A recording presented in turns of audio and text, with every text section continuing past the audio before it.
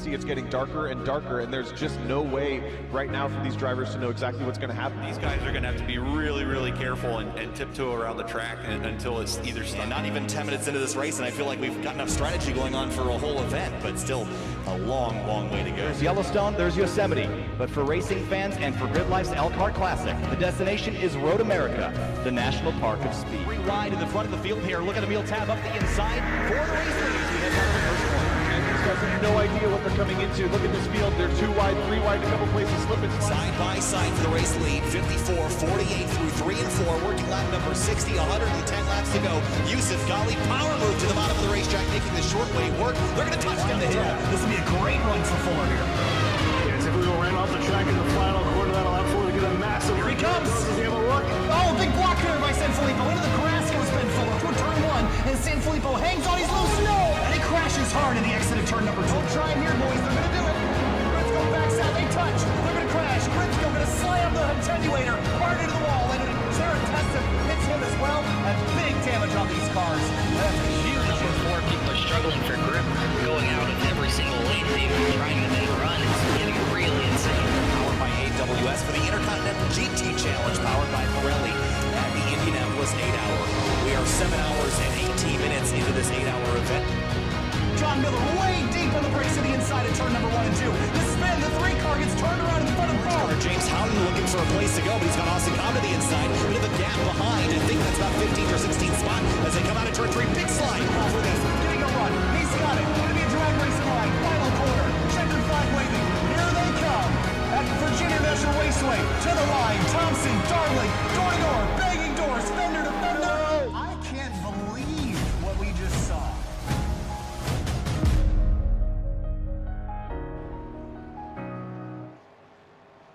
Only 3 rounds remain in the 2023 Wide Racing League Cold Hard Art Cup Series. Talladega, Phoenix, and Homestead to round out the chase. Welcome to Sim TV. My name is Kyle Heyer, joined by Connor Horn here tonight for our third to last race of the season here on November 30th. Talladega, 94 laps, 250 miles before we head off to Phoenix, the penultimate race next week on December 7th. This is going to be a fun one, Connor. 94 laps, Talladega with the 1987 stock cars.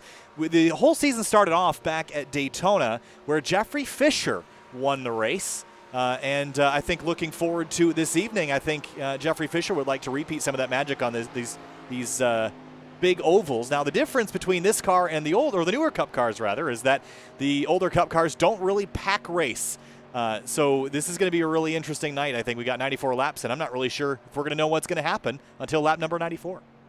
Yeah, it's going to be a wild time for a lot of this race. We saw a lot of beating and banging in that Daytona race. Also, the Talladega, sort of like the Bud shootout races that they had. There was a lot of beating and banging, a lot of crashes. We have a bit of a smaller field coming down to the end of this season here. Jeffrey Fisher, like you said, won that race at Daytona, and you said he's really going to have to try to repeat that magic that he had at those super speedway races, because with the top 6 in points getting reset for the final 3 race stretch to end the season for this chase, it's all about getting in front of that 09 or the 54 in the points before you get to the real tough tracks. And the drivers that are still in the chase are on the ticker, lit up in blue, and of course they are Race Clark in at number 22, Drew Eisenman in number 77, Jeffrey Fisher in the 98.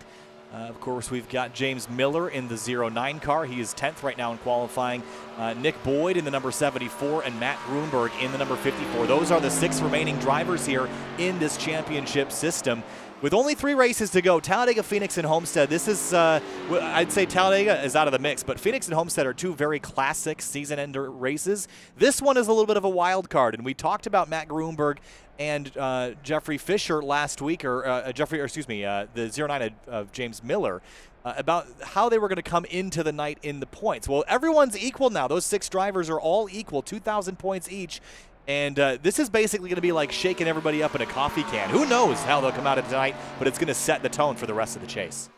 Oh, it is without a doubt. If you know, because the 09 and the 54, we've been looking at them pretty much the main contenders for this championship. But say they have a bad race, say they wreck out early and they can only pace around to finish at the tail end of this pack, that puts them already like 15 points down, and they only have 2 races left to get out of that hole if that was to happen. I think you're going to see those 2 be really conservative for the whole entire race until the very end when they need to go chase that checkered flag. But they're going to have to be really careful. Pretty much all 6 of these drivers are going to have to be really careful that they don't crash out early, or else their season's pretty much all for nothing. You see Chuck Sweeting still has the blue spoiler and splitter. He was eliminated last week and is no longer a competitor in the chase. And I believe if you run the wrong decals, you actually get another points penalty. So from bad to worse for Chuck Sweeting with not moving on to the next round. Matt Grunberg will probably start this race up from the tail and work with his teammates to get towards the front of the field. Another driver eliminated last week was the 21 of Jordan McKeeboy, the lone soldier that was outside of the chase. Now coming into the night for this Team AV racing team. So with qualifying complete, James Miller sits atop the timing screen, a 47.035 to a 47.066. That is Brady Smith, who will start in second. We'll have a look here at our racetrack information. Talladega Superspeedway, constructed in 1969, one of the older tracks on the NASCAR circuit, constructed a little while after Daytona to be bigger and even better. Of course, Talladega, Alabama, relatively small town, 16,000 people, the population in Talladega, Alabama. Also learned that there is another Talladega racetrack that's actually a road course that's built in Georgia, I believe. 4 turns here, of course, 2.66 miles, the largest oval on the NASCAR circuit, and we'll round it 94 times tonight before we finish off our event. Of course, the 4-mile road course operated in the infield from 1969 until it was abandoned in 1983. You can see the remnants of it still remaining on the infield section here. We'll have a look at our weather information in just a moment, Connor, and that's going to give us a pretty good idea of the speeds we're going to see. Again, the colder the air is, the faster we'll go. And with an air temp of only 65 degrees, we're going to see speeds almost 210 miles an hour, maybe 210 miles an hour heading off into the corners.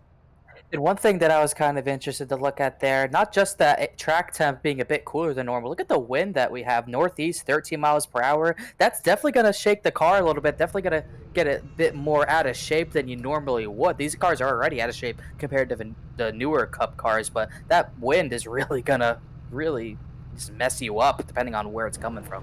It certainly will. And, of course, if you're curious what else is going on SimTV this week, well, tomorrow we've actually got the Grid Life iRacers FCP Euro Tour. That will be on the Grid Life channels at 9/8 Central. We'll be heading to Brands Hatch with the Audi RS3 TCR car. Next week will be the VW Beetle at Olton Park Historic. That'll be a fun one. Make sure you don't miss that on the Grid Life Twitch, Facebook, and YouTube channels. Wednesday will be a return of the Washington, D.C. region SCCA iRacing League. Thursday, Scars Ferrari Challenge is back with us. And, of course, Saturday, Formula I and Outsider Racing League action before we culminate the week with Sunday's GT World Challenge America esports event from Monza. That'll be on the GT World YouTube channel. Formation lap beginning. Let's go through our starting lineup here, Connor. On the front row tonight, going to be James Miller in that 09 and Brady Smith in the number 20. And then on that second row race, Clark, Drew Eisenman, 2 drivers who are really going to have to dig deep to get this championship away from those 2 teammates. Then on that third row, Nick Boyd and Tanner Sharp. Sharp's always really aggressive at these super speedways. I expect them to be at the front. So Nick Boyd and Tanner Sharp in 5th and 6th, moving back to 7th and 8th. Chuck Sweeting in that number 26, just eliminated from the playoffs, will roll alongside Jeffrey Fisher, who remains in that purple 98. Then Skylar Nissel in the FedEx number 11, and Michael Goodman, also recently eliminated from the chase. He rolls off in 10th on the outside of row 5. And then that 6th row contains Jeremiah Llewellyn and Mike Stevens, 2 drivers looking to get something going here at the end of this season. Then that 7th row, Justin Kolb, I believe also just eliminated, and the league owner in 14th, Corey Lindsay. In 15th place, Matt Grunberg's number 54 will roll off towards the tail of the field. Richard Hines starts 16th in the number 87. In the final row, Jonathan Cogswell in the number 27, and Brent Miller in the number 89. That is your 18 car grid. I'll make it 19. Alex Boyd going to attack there on the end. As we head down the back straightaway, this is the final time they will do it under normal or under pedestrian conditions. We'll take the green flag here in a moment for 94 laps. If we go green from start to finish, it's an hour and 13 minutes. Do we go green from start to finish, Connor? And how likely is it that we get a big one early on? I remember in a lot of those super speedway races at the beginning of the season, you saw a lot of yellows. We saw a lot of yellows early, actually, and then it kind of went green for the middle section, and then you really had a lot of yellows at the end, and then you would end up probably having it somewhere close to your green-white checkered. I expect a lot of guys at the front to be a bit patient. I expect a few of those guys starting at the rear to be a bit aggressive. I think James Miller and Grunberg, they know they're in a points battle together right now. Miller went for the pole. He's going to have the lead, probably going to lead laps early. Grunberg might have to get up there to try to challenge him when it comes to bonus points. Well, we may not see the typical Talladega slingshot come into the checkers, but what we will see is the field wait for the green flag. Of course, the start-finish line so much farther down the tri-oval. Every time we come here, they got to tell you about it. No, it's not in the middle here. It's down towards turn number 1. So the 09 of James Miller brings the field down, double file, 19 cars strong for the 3-Wide Racing League Cold Hard Art Cup Series here on Sim TV. Thanks for watching and joining. Just eclipsed 2,000 subscribers. Thank you to everybody for being with us. Green flag in the air. We're racing at Talladega. James Miller fires off the 77 of Eisenman, has the 3-car of Tanner Sharp all up the rear bumper down to turn number 1, getting through the gears. It's kind of like the old Cup cars where it's going to take them a little bit, pretty much going to take them a full lap to get wound up and ready to go here at just 180 miles per hour out of turn 2 here, and they're going to go even faster, 30 plus miles per hour. You got to remember that yellow line rule, interesting rule that this series has. You can't pass below there until the final lap. Once you get to the final lap, all bets are off. And we've seen that be a factor here in the past, so make sure that you remember when we come to the white flag, all bets are off, as you mentioned, Connor. For the race lead, Eisenman around the outside, a big run, big head of steam with a push from the 3-car. He's going to take the lead for a moment, almost gets in the fence out of turn number 4, wheeling that car through the tri-oval for the first time. Speaking of getting to the fence, 63 of Mike Stevens, he's already back second to last at 18. He had nowhere to go, hit the outside wall into turn 3. Everyone's able to continue. No one hits him, all good, all clear. I believe Eisenman might have led that lap. James Miller noses out front again in the number 09. Was the dominant force of this season, and if you have a look at the stats this season, James Miller has won 7 races, and I think he might be able to get another one here tonight. Look at the 3-car of Tanner Sharp giving a big push to that 77 off into turn 3. Those two working together very well right now. Look at the 3-car wobble into that corner entry, gathers it back up. He might get split 3 wide here by the teammates, the Miller and Fisher cars coming on the inside. And one thing you're going to see that's pretty common here, in those newer Cup cars, you want to be along that yellow line. It's really difficult to get it passed on the top. In these 87 cars, in my opinion, I think you'd rather be on that top line. You have a lot of room to turn into the corner up there. You get the big run out of turns 2 and 4 here. I think you want to be on that outside, but James Miller, Jeffrey Fisher making that bottom work together. Through turns 1 and 2, Miller clears the 77 for the race lead with help from the 98 of Fisher. He's got that big push down the back straightaway now. The 20-car of Brady Smith filing in behind, then Race Clark in 6th. Sweeting, Kolb, Michael Goodman, and Jeremiah Llewellyn rounding out the rest of the top 10. Lots of sideways momentum into the corners, hanging the rear ends out on entry. Is that going to get better or worse as the run goes on here? It's going to get a lot better to put that car where you want it to go. You're kind of going to be along for the ride when these tires start to wear here. Kind of just trying to stay in one line and hopefully not door someone on the bottom or on the top. You can pinch really hard in the newer Cup cars, but you kind of just got to hold on for dear life going into one of these corners, especially when you have a run like Eisenman did up to the rear bumper of James Miller there. Just nowhere to go. You don't have the grip to be able to make those types of moves that you would in a newer Cup car. Again, we only have 2 races after this to conclude the season, so with the chase runners, drivers like Nick Boyd and Matt Grunberg, if they were to finish where they are right now, that would be devastating for their championship hopes. You're going to need to finish top 10 here, in my opinion, if you want to go on and win the championship in 3 weeks at Homestead. Look at the outside line. That is the 98, the 77, or excuse me, the 09. The 77 and 3 car all nose to tail, and now they're going to split again on the front straight. Really racy here in the early moments. 77 just can't get a good enough of a push to get by those 2 teammates right now. 09, 98, Miller and Fisher working really well there, while Tanner Sharp isn't staying behind the 77 of Eisenman. I don't think he wants to be all over his back bumper right now. You need a little bit more room in these cars than you do in the modern Cup cars, Connor. They move around so much more that you can't really just pick a line and stay there. It's going to wobble from lane to lane as you move through the corner. So how much does that make that a challenge when you want to take it 3 wide? And do you think we'll see that really have to wait till the end of the race before someone gives that 3 wide a shot? Oh, I think we're going to be waiting a while for 3 wide, especially if we get a long run. If it ends on a long run, we're going to see a wreck when they try to go 3 wide if they're on old tires for a late race restart. It's just not going to work. You're going to have new tires to make anything like that work. And on top of that, you're really just, these guys are going to have to grip the wheels so hard. From experience, you have to grip these wheels super hard in these 87 cars just because of how hard you're trying to hold on to these things. Through 1 and 2, cars thundering by the Digger camera. Look at the 77 Eisenman and get a huge run on corner exit. The 3-car chases them all the way to the wall. Look at those 2 teammates dropping to the back. That was a strategy decision, I think. They feel like it's getting too rowdy up here. I think they wanted to both lead laps together and then just drop to the back. I think they're going to go with the 54, I'm trying to see where Eisman is right now. Not Eisman, Matt Gruber. He's all the way at the very back. They're probably going to drop back to pick him up, most likely. What do you think about that call? It seems like it is getting a little bit racy up here, but do you think they were the ones contributing to that? It seems like it may calm down now, but as I say that, here comes the 52 to the race lead as they come to the start-finish line to complete lap 6. I think that was perfect team strategy. They got their lap sled. I don't think they were doing anything too rowdy, just staying on the bottom there, swapping when they needed to get those laps led. I think that was perfect strategy, but with that strategy dropping back like that, you risk giving Drew Eisman the most laps led. Same thing for maybe Race Clark, as those two are going to be really fighting for those bonus points now. Down the back straightaway, the 3, 52, 22, 77, all nose to tail. The 26 of Chuck Sweeting breaking into the party, as is the 87 of Richard Hines. Llewellyn kind of hanging out on the bottom of the racetrack, watching from 5th place right now as he follows the 2 race leaders on the bottom. He's just kind of laying there. I don't know if he's been in a race in a while, but he's doing a good job staying up there. Brady Smith, he's hanging in 4th car on the bottom line as well. He started high up at North Wilkesboro, but just dropped like a rock early and didn't have a good finish here. He's trying to right that ship for the end of this season. You heard a big lift for Jeremiah Llewellyn through the tri-oval and back off the 22. Pretty conservative driving, it seems like, from the Llewellyn camp right now. 52 of Cole, big slide on corner exit. Now the 77 of Eisenman gets a big shove from the 3 car of vice versa. Sharp gets that push from Eisenman. And those two have been working together very well tonight, even though they've got different badges on the hood. Yeah, starting to see that top lane get really formed up there. You got 3 cars on the bottom there, but that top lane gets a huge run out of these turns. You're able to carry it through the tri-oval, down the backstretch, wherever you are. You can stay hooked up like that. It's really hard to beat a really formed up line if they can stay up there on the top. It's hard to pass without help. Kind of getting into the point where we're just ticking off laps. This is not really a short race by any stretch, so there's going to be a lot of green flag pit stops tonight would be my guess.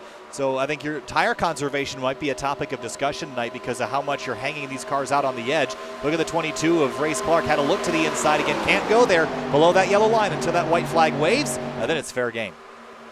Yeah, that's going to be really insane if we get into a strategy where you're going to have to go down there. It's really going to happen on the back stretch and front stretch. You're not going to see anyone go down there into the turns unless they're absolutely forced down there. Like the 77 wobbling out of 4, almost scraped the wall a number of times, but still holds strong in the top lane. While Tanner Sharp tries to get to the middle, maybe protect his line. The 52 was all sorts of out of control through the tri-oval. How about 211 miles an hour, 212 miles an hour we're seeing off into turn number 1. They are absolutely flying around Talladega Superspeedway here tonight. 10 laps complete and just about 10% of the way done. The 22 has a look to the inside. Kolb slams that door shut. Now they're lined up nose to tail on the outside lane. Notice down the straightaways how far away apart these lines are. They'd be pitching each other into new cars, but these 87 cars, you got one line on the very bottom on that yellow line, and the 77 and the 3 up there, they're all the way to the outside wall. So much room to go middle there, but that's how unsettling these cars are to drive. You just have to bite the bullet and stay on the bottom line there just to avoid wrecking yourself. It just feels like no one has any confidence right now, Connor. They are just hanging those cars out there, just trying to stay in line. If they had confidence, they'd be making moves. It's easy enough to do in these cars. The challenge is just hanging on to the car while you're making those moves and putting them in places where you may not feel comfortable. And right now, Eisenman is backed off. Justin Kolb takes the lead. The 3 car of Tanner Sharp losing grip on that top spot. He's going to go up to the top lane there right in front of Tanner Sharp. You can tell a lot of drivers don't have confidence that this is going to last for much longer as Eisman takes a look at the middle here because you have that second pack formed mainly with those teammates Brent Miller, Mike Stevens, Skylar Nissel, Matt Grunberg. Oh, man. That was a big moment for Justin Kolb. He gathers it back up, but it's going to slow the 3 car down. They're 3 wide coming out of turn 4. Great save by Kolb. That could have been a big mess. I'm pretty sure that's 3 weeks in a row where Kolb's had to make some sort of save there. He's still on the outside of Tanner Sharp. They're going to stay 3 wide. He's going to have to lift there almost towards the 77 of Eisenman, getting wild all of a sudden there. I was just talking about how that second group back there with the teammates like Miller, Miller, Grunberg, and Fisher just dropped back there. They don't trust that this is going to continue for much longer as you have a bit of a breakaway at the front. Jeremiah Llewellyn up to second. Well, you mentioned trust, and every time you come to Talladega, you're looking for drivers you can trust. And usually in the newer Cup cars, you're just worried about them betraying your trust. This time, you're more worried about, do I trust them to hang on to their car? And so far, if you're following Justin Kolb, you've seen him be kind of a wild man today. I'm not sure you want to stick your bumper on that 52 and push him to the lead. You're just hoping that he can hang on to the car. He's done a great job so far, but that was too close to call there. I don't like if I'm following that 52, I don't like it moving around quite that much. They'd definitely rather be behind someone like the 22 Bryce Clark or Jeremiah Llewellyn, guys who have kept their cars in check so far. One thing that's going to be an issue here, those 3 or 4 cars got a big lead, and everyone behind them, they're going to get that run, a big draft, down the backstretch and front stretch where they're going to really struggle. They're going to have a really big decision to make if they lift to just stay in line or go for a huge move that might end up in a big one. So Here to 74. Oh, that's really dicey. Nick Boyd comes up, looks to the bottom of the racetrack. He wants the race lead away. We haven't seen him all day. He started in 5th. He's been quietly hanging out there. We just haven't seen him yet. Here he comes with his Chevrolet on the bottom of the racetrack with help from the 77 of Eisenman. Another one of those chase drivers, those playoff drivers who are trying to get that 1 lap lead to get that bonus point to stay close to the 09 of Miller who got the pole. Bonus points mean everything when the racing is as close as this. And looking back very briefly, there is a second pack forming with mostly Team AV teammates. Jeffrey Fisher, Miller, Grunberg, then Nissel, and Stevens. And you can throw Brett Miller in that mix as well. They're all hanging out in the back. And this is getting really racy up here for the front. Look at this. Here comes the 74 on the bottom of the 3 car. Now, Llewellyn pops out of line. He wants to push the 77. Brett Cogwell had there on the bottom, just nowhere to go with it. You just can't afford to go 3 wide and potentially cause a wreck with a bunch of other chase drivers and other fast drivers. Tanner Sharp's going to dump Bryce Clark on that top line, go to the bottom. 22 left with no help. Nick Boyd left with no help. Eisman's trying to get another lap lead. Momentarily 3 wide for the lead, but Boyd's got it for now as they come to the line. Who leads this lap? Across the line, Eisenman does by a nose. Nick Boyd will have to try once more as they head off into turn 1, side by side for the race lead. 74, 77, Chevrolet, and Ford. And with those 3 teammates that are big threats for the championship, the other 3 chase drivers left, they have an opportunity to get those most laps led. Sharp looks to the middle, going to add Nick Boyd out a little bit. They're going to try to lift. Look at the run Llewellyn's going to have. This is not going to be good. They're going to be 3 wide into 3. Llewellyn goes to the bottom of the 3 car, touches the 26 of Sweeting. He's in the wall, climbs up the area, and he gets up on the fence. I don't know why I said what I said. Climbs up on the area, but he gets up on the safer barrier. I think that's the word I was looking for. And that'll make the blooper reel later. As Sweeting will pull down the racetrack. I've been a little bit out of the groove. It's been my first stream. I mean, we streamed Saturday night, but other than that, I haven't streamed in like a week. So I'm a little out of practice, clearly. First caution of the day out for the 26 of Chuck Sweeting. Let's go back and look at it. Yeah, I think we kind of both saw that coming. I'm trying to see who that was. I think it was Jeremiah Llewellyn. He had a big run, took it 3 wide. Tanner Sharp tried to give him room and moved up, and Sweeting was there. Just, wow, what a heck of a wreck that was. Just climbed up on that wall right here. He's going to get hit and just by Tanner Sharp and just pushes him up into the fence and just 1, 2, 3, gets a little bit of help from the 87 of Hines to put him up there. But wow, that is a spectacular way to end up on top of the safer barrier. And unfortunately, that will probably spell the end of Sweeting's race. And yes, he has already retired. Tanner Sharp and Llewellyn kind of dooring each other on a yellow right there. Sweeting's out of the race. 0, 2, and 3 kind of doored under yellow there. Maybe some frustration, perhaps, as we get our first caution of the day. I think everyone's going to want to come take tires and fuel. This is an interesting point in the race here, Connor. 16 laps in. Not quite as far as you'd want to go to make your first stop, but this makes an interesting case. Maybe a 2-stop race from here. I think you can go 1 stop from here because the fuel tanks are very, very big. There's a lot of drama going on right now. It's Llewellyn, and that right front damage isn't from the wreck. That's Tanner Sharp who hit him and gave him that right front damage, by the way. Sharp's not happy that he took him 3 wide. At the same time, Sharp kind of just panicked a little bit, held his line there.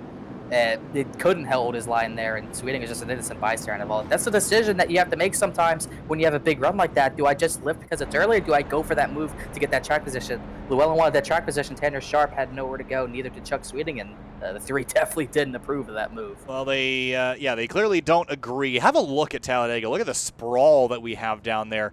2.66 miles of pavement. And it takes a long time to get around here, especially under caution. And we're going to see how this cycles back out, and we'll take a short break because the cautions do take a little while around here, especially when a car is logged a lap down, which Chuck Sweeting now is. So Boyd will cycle out to the lead. Matt Grunberg also stays out under this caution sequence. Race Clark will be the first one off pit lane, followed by Eisenman, Goodman, Kolb, Cogswell, Llewellyn, Brady Smith, and Corey Lindsay. And with that, we're going to step away for just a moment. We'll be back for the restart here in just a moment, working lap 17 here from Talladega.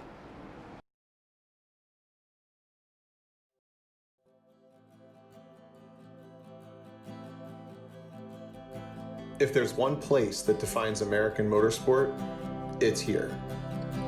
The sandy beaches a few miles away held races for decades. It's where NASCAR was born.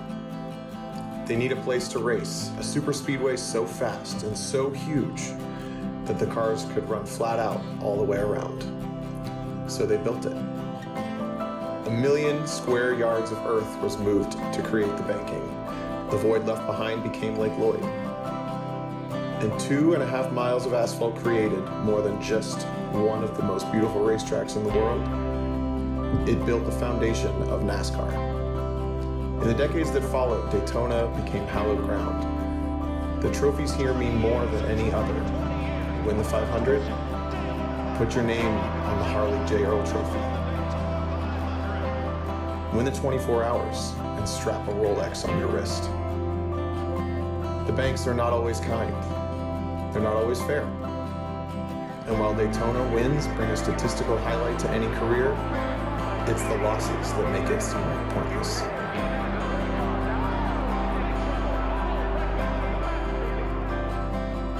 But for every untimely ending, there is a triumphant healing.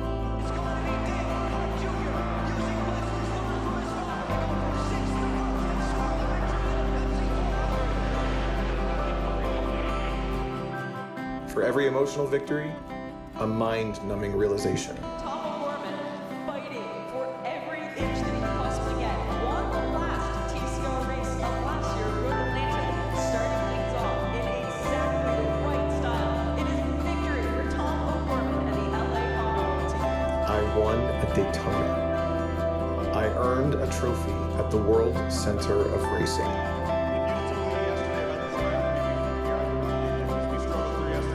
The checkered flag waved for me. For me, it was not the end of a career. While it may be a highlight, it is only the beginning. It's just the best ever.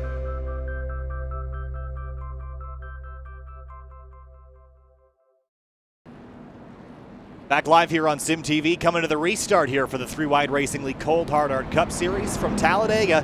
18 laps in, 1 caution so far for the 26 of Chuck Sweeting, getting up on top of the safer barrier in turn number 3 after contact with the 3 car because of the 0-2 of Jeremiah Llewellyn, splitting them 3 wide, heading off into turn number 3. So they definitely disagreed, the 3 car and the 0-2. Is there more of that to come in this race? We're only 18 laps in.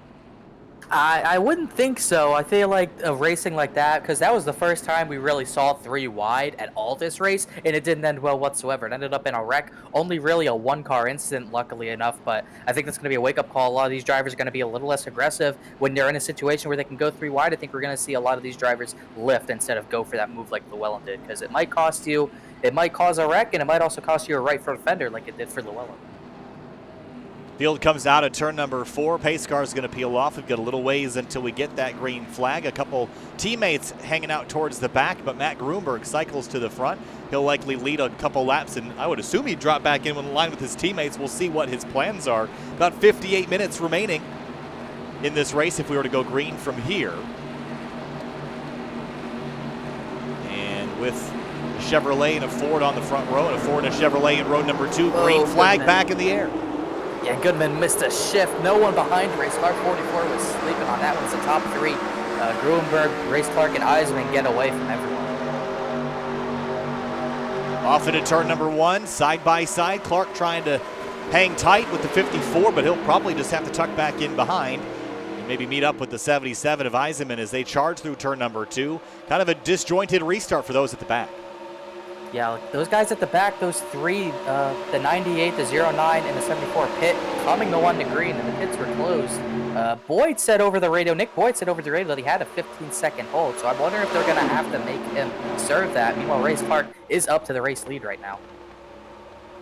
And the 77's got a big push from the 52. They're going to chase each other down the racetrack. Cole backs off to avoid running into him. They're going to come across the line. This time, Clark should lead a lap. And so far today, he has led 3, make it 4 as he comes across the start-finish line.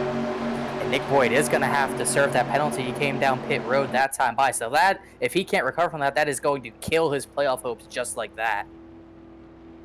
That is brutal for him. If he might be able to get a chance to get back on the lead lap, but I don't expect to see a whole lot more caution, so he's got to keep his head in the game, get back out there, and hope that he can make it last until the end. The 52 Kolb, hard left into turn 3, elevator top to bottom of the banking, and he'll drive up underneath the 77 for second, and he'll try to go for the lead coming out of turn 4. The good thing going on for Boyd, no one else is a lap down on the racetrack. Chuck Sweeting called it a day, so he's going to be the only one competing for that lucky dog, as he might even be able to stay with this lead pack if he can get up to speed right now, as they're 2x2 for the lead. Across the start-finish line, Clark pulls ahead again with the momentum through the tri-oval section. And just up the road is Nick Boyd, and you see him on the apron, going to go a lap down. If he can get up to speed, he can tuck back in this draft and hopefully race his way back to the lead lap, but that's a tall order. As we continue to race for the top spot, Clark, Eisenman, Kolb, 1, 2, 3. Kolb on the bottom, heading into turn 3. Yeah, I think we're going to see Boyd just stay at the back. If it was up to me, I'm the only driver a lap down. I'm going to stay back here, wait for them to wreck and get my lap back. I think that's the smartest thing for him to do. Until another driver maybe goes lap down, then he has to go up there to fight for it. He's just got to lay back for a while here. Jonathan Cogswell watching from a Thunderbird in 5th. Corey Lindsay in a Chevrolet riding in 6th. Here's his view of everything going on out front. It's definitely a view that you really don't like to see these cars going back and forth like that. Sometimes that's the way. Down the back straightaway, 3 cars up top, 3 cars on the bottom, and make that 4. I think Tanner Sharp is about to join us. No, he's going to split to the outside lane. 2 very even lines. I don't think we've seen one prevail over the other. Maybe the outside slightly better, Connor. Where do you want to be on lap number 93? Do you want to be out front and up top, out front on the bottom, or behind in one of those lanes? I think I'd be behind on one of those lanes. The runs you can get are so huge that on the final lap, you're probably going to make that 3-wide move. And on top of all that, you can go wherever you want with it. You have a lot more maneuverability when you're on that top line. You can get those runs out of the corners to carry all the way down these straightaways. So I think the top is where you want to be. You can make that top to bottom elevator move like Kolb did. You can also stay up there. If you get blocked low, just go to the high line, have a huge run into the turn. I think that's the place to be. Keeping an eye on James Miller and Jeffrey Fisher. They're riding a little bit farther back than I would expect them to. They're kind of out of the draft of the main pack and just kind of tagging on by proxy to the 54 Grunberg. You don't want to lose the draft. I don't think it's that important, at least not as important as the modern cars, Connor, but you still want to stay in touch with that lead group. The one thing I'm confused about, because when those pits were closed, those two, Miller and Fisher, they pit with the 74 of Nick Boyd. Boyd had to serve a penalty, and those two didn't, so it has to be something different for Boyd. I don't know if he's sped or not, but it's just really odd to me. I thought Boyd was all by himself when he came down pit lane. Did the other two follow him down? I believe they did. It's coming to 1 to green. I'm trying to figure it out because they definitely pit together. I'm trying to look at it because coming to 1 to green, I'm looking at it right now as I speak. The red lights are on because they have those caution lights at the entrance pit where they say it's closed. The 74 came in first, and then because the 09 and the 98 were at the back of the pack, they came in after. So I don't know how that works. It might have been a separate penalty, though. Either way, penalties are not going to be helpful again with only 2 races after this remaining in the 2020 championship. Any mistake that you make here at Talladega, whether it be get involved or a wreck or get a penalty, will put you in a deep hole that you're going to have to climb out of in Avondale, Arizona next week, or in Homestead, Miami the following week. Look at the 52, he's middle 3 wide. Richard Hines has that car all torn to pieces. He was involved in that first crash of the day where Chuck Sweeting got launched up on top of the barrier. He's still out there running inside the top 10, making no excuses. Yeah, he's got a lot of front end damage, but that draft is so strong it'll keep you up there. As long as you got cars behind you, you should be okay. And like I said earlier, that top lane's really strong. If he can stay up there, he's going to be fine to stay up here. Maybe compete for the win, but he's probably going to need more opportunities to repair the damage as they're almost 3 wide in turn 3. I think that was Cogzo who cut across the 00 of Corey Lindsay. That 87 looking like a Craigslist Chevrolet Cavalier right now as he comes across the line in 5th place. That thing is all bent in pieces. Look at the 52 still sliding, almost squeezes to the outside of the 77.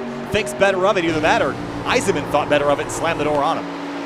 Yeah, Eisenman didn't want to be a part of that situation. 52 wants to go, and he wants to go now. He wants to win this race, make a statement that he deserved a few better finishes last few weeks. Almost into the left rear of Eisenman. They're trying to get him a side draft down that straightaway, although he has no help from behind or in front of him. Down the back straightaway, pulling even with the 77. He'll put the nose in 2nd place. Eisenman boxed in behind Race Clark. Can't go any further. Those 2 Thunderbirds line astern. And make that 3, make it 4 with Hines and Llewellyn in behind. but they're going to carry the momentum on the corner exit, and I think they're learning something about the end of this race, Connor. The speed that you can build coming off the banking on the outside is much stronger than it is on the bottom. You know who's really going to be learning about that? Those Team AV teammates who are riding at the back. They probably see what's going on in that front pack. This is a bit of a learning experience while they ride at the back to avoid the carnage that's probably going to happen at some point. They know what lanes to pick at the end of the race when they're up there for the very first time together. So they'll be well prepared if it comes down to a really late race restart.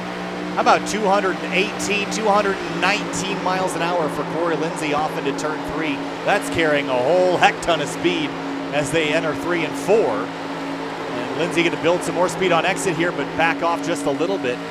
Nowhere to go right now. And NASCAR fans dream about lifting at 1.5 miles again. How about lifting at a super speedway again? They have to lift into these corners or else they're going right into that outside wall. They have to wheel these things, and that comes with a little bit of throttle control.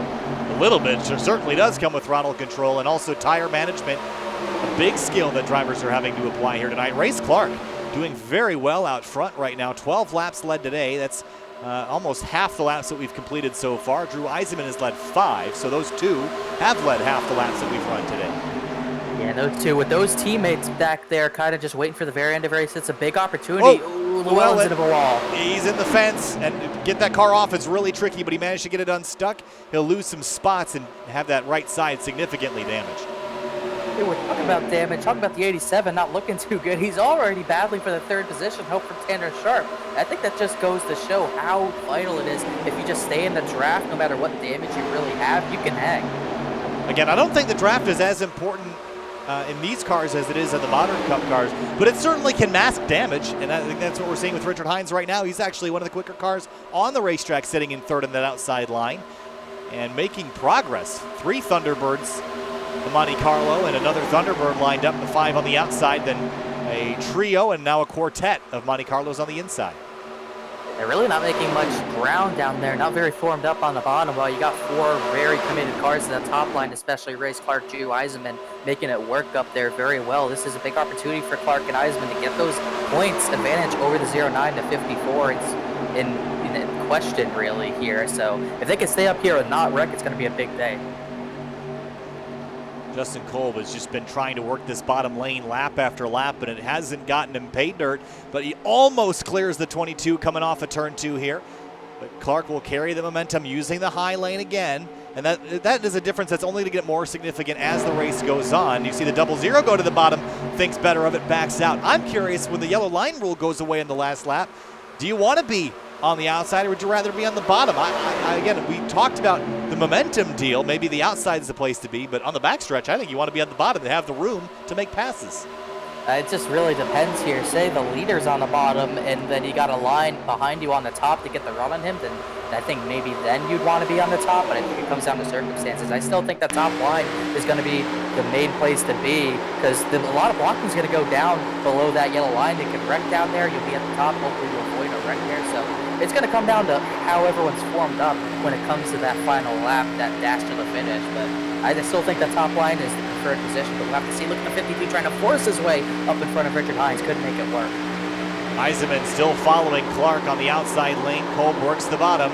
I think he wants that outside lane, but he's been unable to get the car to fit in that gap between the 77 and 87. He might give it another go here on corner exit. He's sizing it up as they come down the front stretch, but he's going to stay on the inside lane for now.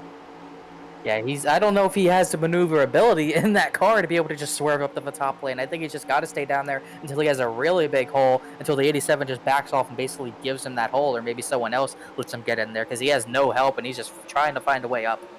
Corey Lindsay having a pretty good day so far in the 00. Has not been a season to write home about, but he could turn things around with a victory here tonight to have something good happen on the season.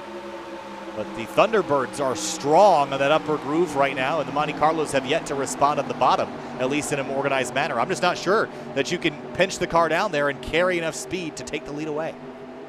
It's really difficult to pinch, because if that guy on the inside gets too loose because of him getting pinched, you're both going to be in that outside wall and cause a big one. So it's too risky at this point to try to pinch anyone down to the bottom or up to the top to the outside wall there. Everyone's just kind of biding their time.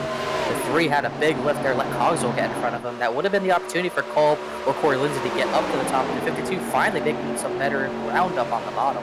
Lots of slip angle as they came through the tri-oval. You saw the cars kind of yawed out sideways. Now it's getting a little bit tighter up here at the front. Here comes Corey Lindsey. I think the patience is beginning to run out. He feels like he wants to move forward. We're past the 1/3 mark of this race. 47 minutes to go if we go green from here. The double zero, big slide on the apron. Can he hang on to it? I think he's going to be able to. Down there, everyone gets by. Really good job. He might lose the lead draft, but he has those 3 teammates back there to probably get picked up by. And will they pick him up, though, is the bigger question. As we come across the line, that's created a bit of chaos up at the front. The 87's all sorts of sideways. Cogswell willing to let him get back in line. No dramas there. 4 Thunderbirds lead the way in Talladega. The 52 of Justin Kolb is the low in Monte Carlo on the bottom right now, followed by the 74, who's trying to get his lap back, and he's on his way to doing just that. I'm kind of surprised he's up there right now. I would much rather lay at the back and just wait for them to wreck, but he wants to get his lap back the old-fashioned way. I just don't see that working out for him, but he's making good ground up there, helping that 52 out. Well, this time through will be 60 laps to go, and those laps are going to tick off very, very fast. If you're Nick Boyd, you're going to feel like that big one's taking forever to get here, but you don't want to be part of that big one, and that's the danger right now. You see the 77 pull out of line and then backs off. That's going to kill the momentum of those two. Look at Kolb, sideways through the tri-oval at 210. Right now, he knows how to wheel it, but the more those tires wear, the harder it's going to be. It's harder it's going to be to wheel these cars. That tri-oval may be the most dangerous part of this track there. You get so sideways down there, especially on the bottom of the tri-oval where there's that big bump that gets you way sideways. I think that's really what he's been struggling with here, and he's just trying to hold on for dear life when he gets pinched down there. Into turn 3 now. The 22 and 77 still keep their stranglehold. The 27 of Cogswell sideways in front of the 3 of Tanner Sharp. He hangs on to it. What a big moment there for Cogswell. I think Sharp's getting impatient. He wants to get back up to the front where he feels like he deserves to be after that incident with Llewellyn and Chuck Sweeting. Look at the 87. He wants to go now. Contact! Llewellyn going around. Cogswell on the wall. Able to save it somehow. Wow, that was big moments for everybody in the field. They somehow gathered up. We're not in the clear just yet. The 62 or 63 car, Mike Stevens. Whoa, they're still trying to crash with the 0-2. And how about, got to give a big heads up to Jonathan Cogswell for gathering up that car. That was a crashed race car, and he managed to hang on to it. This is getting real spicy up at the front here. What this did, these top 6 got away from the rest of the pack. 5 lead lap cars, including that 74 Nick Boyd, and then he got that second line led by Tanner Sharp and 5 other drivers there. And then he got those Team AV drivers who have to pick up Skylar Nissel and Corey Lindsey. So now we got really 3 distinct lines out here right now, and Jonathan Cogswell is the odd man out. Whoa, the 52 almost got in the fence on the front straightaway. Brent Miller's going to take that head of steam, go to the bottom in turn 1. Thinks better of it, backs out, tries again. Now he's going to follow the 74 down to the yellow line. But the Fords today have had the best runs of anybody. They've stuck together right now, and they're going for the lead, unlike the Team AV drivers, which are nose to tail 1 through 3, but back in 12th, 13th, and 14th. Yeah, those Fords got the power, and they're on that top line, able to get those cars wound up for those straightaways. Oh, the 89 Miller almost got it put into a wall. I think Tanner Sharp gave him a bump there. F3 wants to go now. Justin Kolb found his way to the outside lane, but it's not as strong as it was before. And he'll drop to the bottom again alongside the 74 of Nick Boyd. I think these lead packs kind of getting spread out a little bit might have been the best thing for everyone involved. I think it got a lot of people spread out, let a lot of people kind of get back in line, focus up a little bit more. Look at the 52, he's going to slide hard into that outside wall. Almost tapped it, just barely missing it as they stay a single file except for the 3. Now he gets back up in line.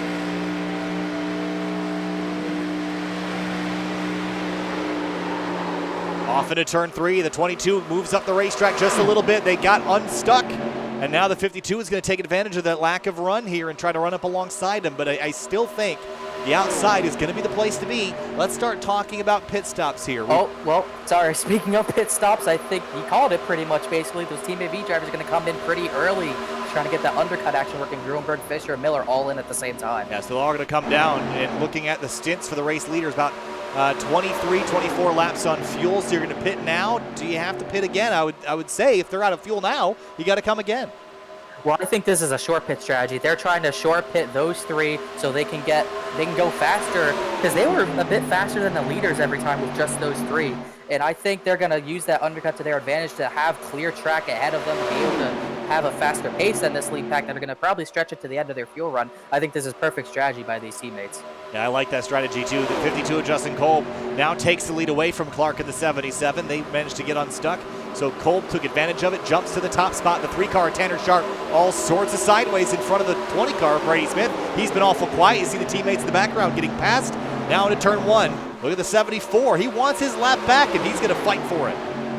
I think the only thing that will hurt their Team AV strategy is if a yellow comes out, because they'll get the wave around because everyone will have to pit, obviously, but they'll have to go tail end of that longest line, which will kill the track position advantage they would get if this cycle all the way out. So they got to be careful here. Well, they're also going to have to deal with, probably at some point, Nick Boyd. If they drive up to this pack again, this 74 is not backing out anything. He wants his lap back. He's fighting hard at the front of the lead lap pack for that position.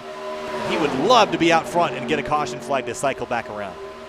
Got to be careful to not cause a wreck as that lap down car, because that would definitely frustrate a lot of drivers who would get involved in that. This is kind of how we saw that first wreck starting to form. They all got 2x2 at the front of this pack. Then drivers started getting big runs down the straightaways, and one driver might not lift. It might cause a situation where you might not be able to avoid a wreck. So you got to be careful in these next few laps that wreck doesn't happen. Nice, neat, tidy lines right now as we close in on the halfway point of this race. In about 6 laps. 52 of Kolb kind of covers the 74 into turn 3, maybe thinking about coming to pit lane potentially here. Seems like he's dropping to the inside, which is a strange place to be. Or maybe he's just trying to coax the rest of the field down there. Yeah, he's just running down there. No one else is going to pit. Look at the 22 and the 77. They're all by themselves again. Look at the 87 just rim riding that wall up there, able to keep it safe up there. But look at the 22 and the 77. They got clear air for themselves. Look at the run they got, about 6 miles per hour faster than Kolb into turn 1 before they had the lift. Curious to see if Race Clark and Eisenman can drive up around the outside of the 52. Looks like they're going to do just that with that big run on the outside lane. That's the place to be, and Kolb's mistake was assuming that the bottom was going to be the place to pace this race. You got to be up in that middle to high groove. Well, something I've been seeing so many times when Kolb is down there, he tries to go up the track to side draft Race Clark and Drew Eisenman. And what happens behind him is that whether it's a 74 of Nick Boyd or someone else pushing him, they just don't want to follow him up there. They want to stay planted to that yellow line. It almost causes a situation where Boyd feels like he has no choice but to go 3 wide, and he just barely is able to lift. They have no push down there because of that happening, and they just lose all their momentum because of that, although the Kolb's staying there. I'm trying to look at the lap times off the top of my head. Race Clark in the lead ran a 45.9, while those Team AV teammates ran a 45.4, 45.3s. That second pack, 7/10 faster last time. Look at the run the 89 of Brent Miller has. He's going to take that all the way to 3rd, maybe even 2nd. Looking at Race Clark's season as he sits in 2nd place right now, if he's the highest running chase competitor. If he walks away leading the points, that would be an enormous push and a shove towards getting a championship at the end of the season and beating the juggernauts of James Miller and Matt Grunberg, who have won 11 races this season combined. And for Race Clark to do that, or even Eisenman, would be a real feat. As we come on through to complete lap number 43, Clark falls in behind now Brent Miller, who's got the bottom lane.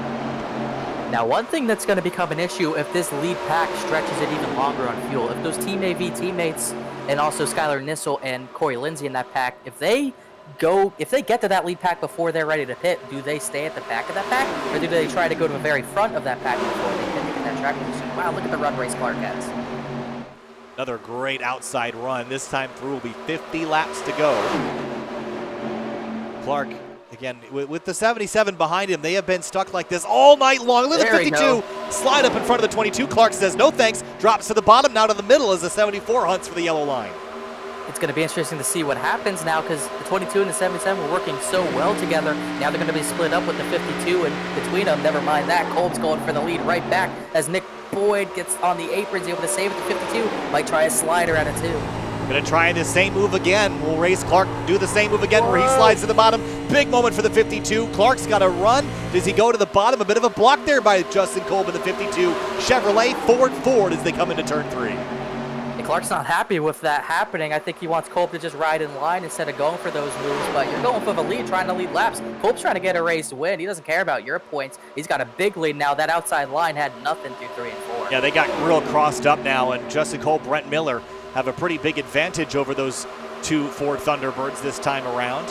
And now the 74 goes to the top side. That's where he'll get his lap back. He is now back on the lead lap, albeit by 3 feet. He'd love to stay out there and then get a caution, hoping these guys behind him make a mess. One thing would be big if he was able, if their yellow happened behind them and he was still a lap down, that would make all 3 of those Team AV drivers have to take the wave route instead of one of them getting that lucky dog. So that could come into play as well, as he's going to get the push from Race Clark to get back on the lead lap. Yeah, going to try to ride the Ford train to the front, and he has done it. So move the 74 out front. Again, not leading the race. He is all the way around a lap behind. But the 52 and 22 still fighting for the race lead in turn number 4 as the laps begin to tick down here at Talladega. And as those tires have worn on those 3 teammates, the times last time by were pretty similar in the 45.9 range. This time by, a lot of elite guys will be pack 46 flats as that line of 5 a bit faster that time. Skylar Nissel, Corey Lindsay kind of benefiting from this. They were out of that lead draft because of those incidents. Now they're finally getting back up there. The 77 in the fence out of turn 2. A big wallop on the safer barrier, and everyone scatters behind him to try to miss it. And I think he'll walk away from it, but that car is going to have some heavy damage. He's going to have a lot more track position to get back up there. Race Clark's in the best position out of the chase drivers to get those those most laps led there. And for points-wise, he's going to have a lot of struggles getting back up there with that damage. That was a big hit for Eisenman, so he'll have to continue with that right side significantly destroyed. And for Race Clark, that's a big because he was using that 77 all race long. Now he's going to be floating out there by himself unless Llewellyn can replace him. He was almost looking 3 wide middle there. That wasn't going to work. Had to check up big. The 74 is going to be able to still get a better run on Justin Kolb. He's going to stay in the race lead. 74 not on the lead lap, trying to get his lap back the old-fashioned way. Doing a darn good job for that. Still trying to hang on here at lap 48. We're halfway through this event.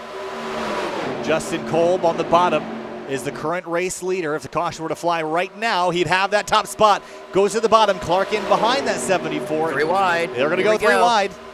It's really the first time we've seen it in the tri-oval. He doesn't want that 74 up there. He's 22 Race Clark who's complaining about the 52. They're going to stay 3 wide in turn 1. No lift from anyone here.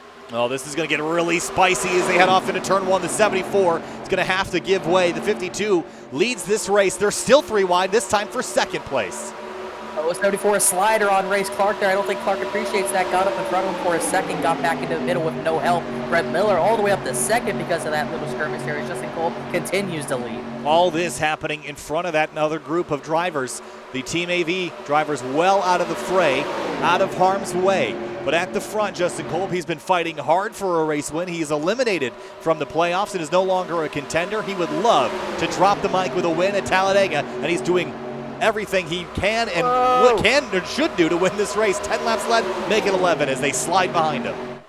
You could tell how treacherous that tri-oval on the bottom is. Brett Miller and Tanner Sharp couldn't hold it down there. If you're getting pinched in a tri-oval by someone and you lose the back end like those two did, consider it a big one just waiting to happen. It's a 74. He's still on that top line trying to get his lap back, but he doesn't have help anymore. I think a lot of drivers getting to the bottom getting ready to pit. Yeah, Race Clark is significantly weaker without that 77 pushing him from behind. He drops all the way to 6th and is not looking forward right now. The 77 is actually in front of him, and with that discombobulation, they put themselves behind the trio of Chevrolets at the front of the field. They're going to peel off and hit pit lane.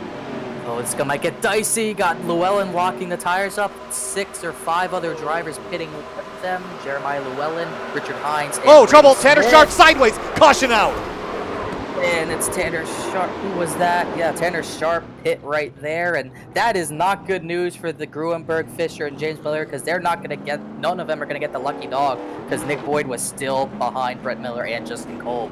What happened to Tanner Sharp? We heard him sliding through the tri-oval. Here's a look. He was on the inside of the 44 of Michael Goodman. The back end. Yep. Did he blow a tire? I don't know. I'm trying to. I don't hear it. We usually hear it, and I don't think he blew a tire. I think those bumps might have just really caught him out. Yeah, here's another look at it. The car just, I'm watching the steering wheel inside the car, just understeers right there. Yeah, it does just step out on him, doesn't it? Climbs up the racetrack, gets into the 70, or the 44, excuse me. And I don't know if the 44 ended up saving it. We'll have a look here. The 63 wallops the 3 car in the door. And finding the 44 of Goodman. He did save that. That was a hell of a save. Let's go back and ride on board. He's just up here just biding his time. He doesn't even notice Tanner Sharp coming to the track. Gets hit right there, way sideways, like a 45-degree angle. Has to overcorrect it back to the left. What a great job. Also, good job everyone else avoiding the 3 of Sharp coming back down the track there. That is a drift at 200 miles an hour, and he held on to it. And unfortunately for Mike Stevens, that's going to be probably the end of the night for him. Wow. He took a heck of a hit. You need to, when they caught up to the pace car into turn 3, you got to look at what just about happened there, because a lot of drivers almost piled into the race leaders. That was insanely close. Skip ahead here to where they picked up the pace car. Might be next time by. Have to zip around here and see. Oh, I think we're gonna. It'll be in the turn 3. That was insane. Skip ahead a little farther, see what we catch. All the race leaders are gonna come into pit road, led by Justin Kolb. Whoa, Brady and Smith those two in the catch 20. up the pace car. Here comes Brady Smith, Jeremiah Llewellyn, Drew Eisman, all those guys who just pit right there. And that's interesting. I wonder if they had to pass them or they got trapped behind a pace car. I don't know, but it looked a little suspect. I think they were able to get in front of the pace car, so they didn't get trapped a lap down. Eisman's going to come back down to pit road anyways. Tanner Sharp stopped in front of pit entrance because pit entrance is actually closed. Might be a penalty for Eisman, but those guys who just pit, Brady Smith, Jeremiah Llewellyn, a lot of those guys are going to cycle out to the front. Well, a weird one here, a caution out at right about our second pit stop window. And are we good to the end here, Connor? Are we make it all the way to the end of the race? I think we can. I think so, yes. Now the question is, will we get there? You're going to have a lot more players up at the front with Miller, Gruenberg, and Jeffrey Fisher. I think a lot of chaos is going to go down here in these last 40 or so laps. Well, we have not had a big one yet. And every time we come to Talladega, there's always a big one. And sometimes it's happened on the white flag lap. Sometimes it happens on lap 1. But we have never had a Talladega race where we didn't have a big one. Yeah, it's very rare when you get one of those races that just doesn't have a big one. In ORL, you seem to have at least 1 or 2. In Fuel, you always have that big one. I think we had about 3 big ones in the Fuel race at Dega. It's always looming there. It comes out of nowhere. You think it's all clean, all good, then all of a sudden, bam, just like that, you got 20 cars piled up. So we might not get 20 cars involved, but I think we have something bad brewing here. I think so as well. I mean, we didn't get out of Daytona unscathed. And I certainly don't think we're going to get away from Talladega unscathed. About a half hour worth of racing remaining here from Talladega, the 2.66 mile super speedway in Talladega, Alabama. And they don't play around here at Dega, even with pack racing, 40 cars deep. I'd say 20 is about the most you want to have with a field like this, with these 1987 stock cars. They are a lot to handle. Jonathan Cogswell gets back out on the racetrack. Tanner Sharp and Mike Stevens, Sharp's going to get back rolling. Mike Stevens, that car is probably destroyed. He hit that. He's going to get rolling again and see what he's got to play with. Well, because of that group of about 5 who pit that lap earlier there, that cycles Brady Smith all the way to the very front. Jeremiah Llewellyn, who got sort of involved in that first yellow, he's up to second. Race Clark third.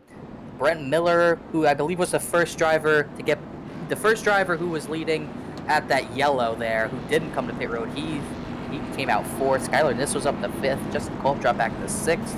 A lot of new players up at the front. Alex Boyd, Corey Lindsay, Michael Goodman, Drew Eisman in your top 10. Brady Smith is your race leader. He started this race in second. Didn't last very long up at the front, but he's going to get another chance to hang on here. We will restart this race with 40 laps to go. So Smith, Jeremiah Llewellyn, Race Clark, Brent Miller, Skylar Nissel are your top 5. Then Justin Kolb, Corey Lindsay, Alex Boyd, Eisman, and Michael Goodman will round out the rest of the top 10. Have a look at the weather information. The track has gotten a little sunnier, but the track temp has actually cooled down just a little bit. Still a 13-mile-an-hour northeastern wind pushing on these cars, which is not helping the instability, let me tell you. No, if anything, it might have gotten more unstable because I don't know. That rubber is all over the track. You got guys sliding up to the wall, got drivers sliding into the apron, got drivers almost wrecking down the straightaways here. You got rubber all over the place. It's going to get those cars really stepping out even more, especially on the top lane where a lot of drivers are running. I'm really interested to see how this restart goes because you got drivers who haven't been at the very front of the race of the field all race long, except for maybe Race Clark in third. You have guys like Justin Kolb, you got Drew Eisman back there. Obviously, those Team AV drivers sooner or later are going to have to get up to the front to contend for the win, and we just don't know what's going to happen. We got a whole bunch of players in different places. We mentioned the Team AV cars. They have not been up front since the start of this race, but that is not meaning that we're counting them out. They have always been a factor at plate tracks or at super speedways, I should say, in this instance. And they will be a factor here today. They still have to drive through the field. It's about 14 drivers they all have to pass. They've got 40 laps left to do it, and we have yet to have our big one. So you roll the dice and you tell me in your magic 8-ball what's going to happen. I certainly can't. 40 laps to go. Brady Smith out front. Jeremiah Llewellyn, Race Clark, Brent Miller, Justin Kolb, and Skylar Nissel, front 3 rows. And restarting again, the 20 car, Brady Smith fires off in a discombobulated start for everybody as we get back under pace here at Vega.